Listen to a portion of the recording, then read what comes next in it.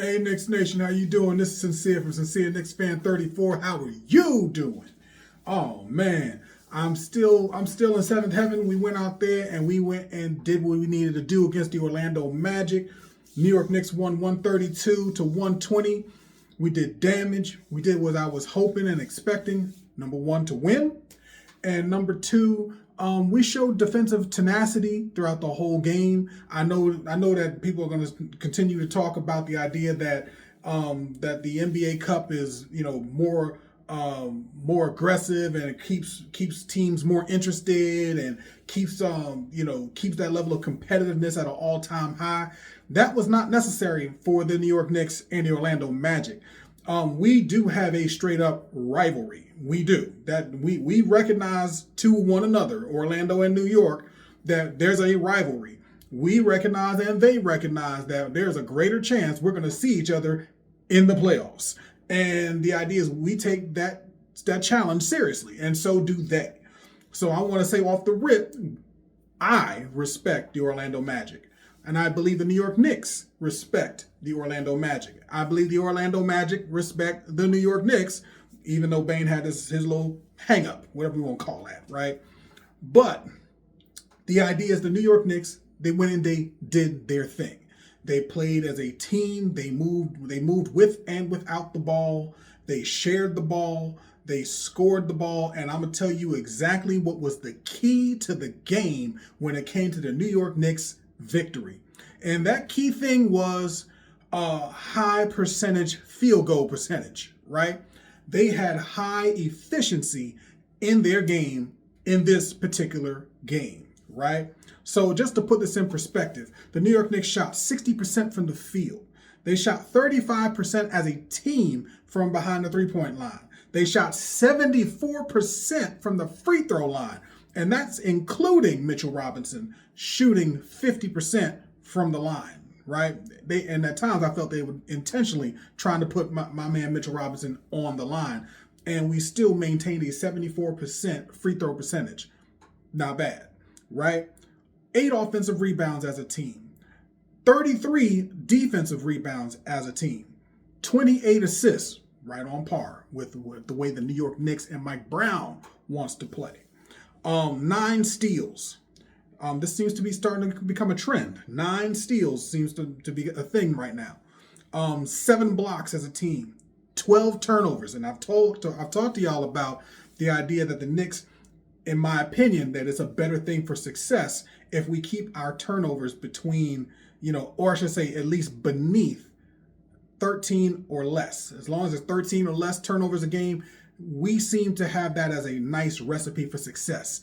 And I think they heard that, and I think they felt that, and I'm hoping that they continue to move in this manner.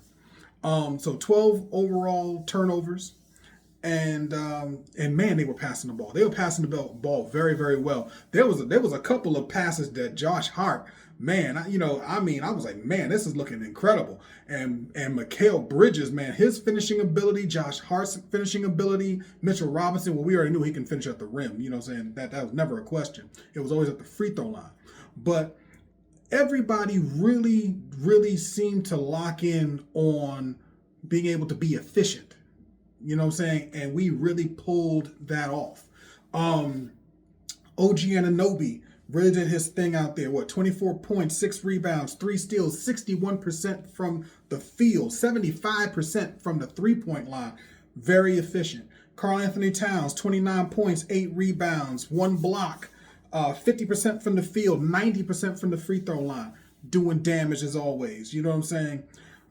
Bridges, 16 points, but 53% from the field. You know what I'm saying? Brunson, that's last but not least, 40 points, 8 assists, 59% from the field, 40% from the three-point line. That's like scoring mastery, right? And the idea is like, even throughout the course of the game, even the analyst that was watching the game was like looking at him. He doesn't look like he's ever forced into a situation, at least in this game. His footwork was on point. His shot was dropping. It was dropping consistently. Like I said, the man was shooting 59% from the field, folks. He was doing his thing. But the part that was most important was that it was all a collective effort. They were spreading the wealth, right? That you had 5 players, granted they were all from the starting lineup, in double figures. So that meant the ball was moving, they were sharing the ball. More importantly, it also meant Brunson in particular was sharing the ball, because not only did he have 40 points, but he had 8 assists. So he was getting people into the flow as well. And that was a wonderful thing to see. Not to say that Brunson is some type of ball hog. He has his moments. Let me be clear. If y'all feel a certain way, hit me up in the comments, right? But he has his moments. But the idea is, in this particular game, he really embraced the idea of being able to let other guys get theirs, and then when it was crunch time, he was able to come in and do his thing. And we see what the outcome is. Wins. And that's the part that's the most important, right? And I'm appreciative of the New York Knicks going out and doing what they're doing here in the NBA Cup, because this is a nice training ground for how to finish off competition.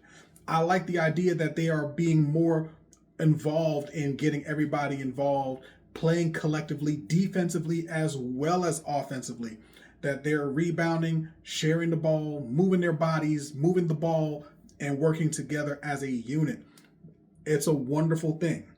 Now, I'm saying all this because I want to put out there the idea that now that we see what they are doing, you know what I'm saying, my concerns moving forward, especially with this NBA Cup and even for the playoffs, is the standpoint of the teams that are more likely coming out of the West. Because I'm of the strong belief that it'll be OKC who's going to be coming out for the NBA Cup, right?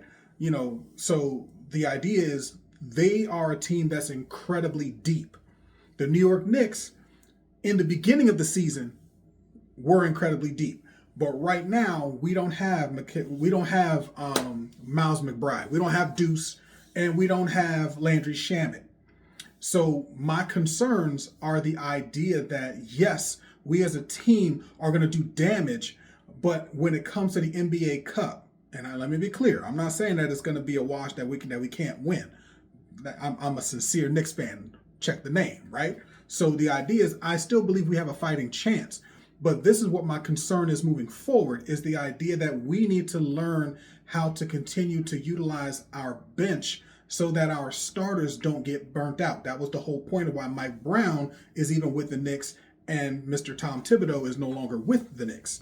So now, granted, this is not Mike Brown choosing not to play bench players. It's the idea that we have players that are injured, that are out, that are unavailable as it stands right now. Now, to be fair, there's still plenty enough time for players to try to get back.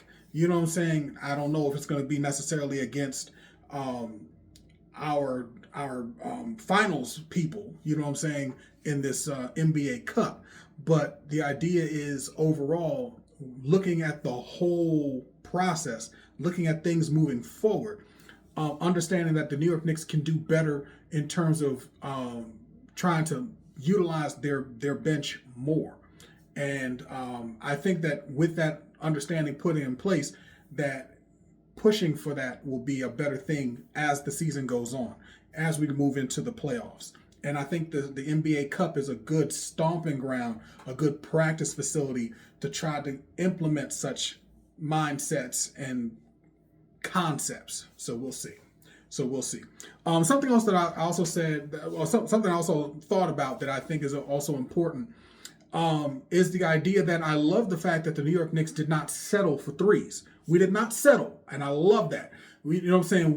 We had a tendency to just try to chuck up a lot of threes, and there were players who have been known to knock down threes, but they didn't force it. You know what I'm saying? They didn't force a lot of threes.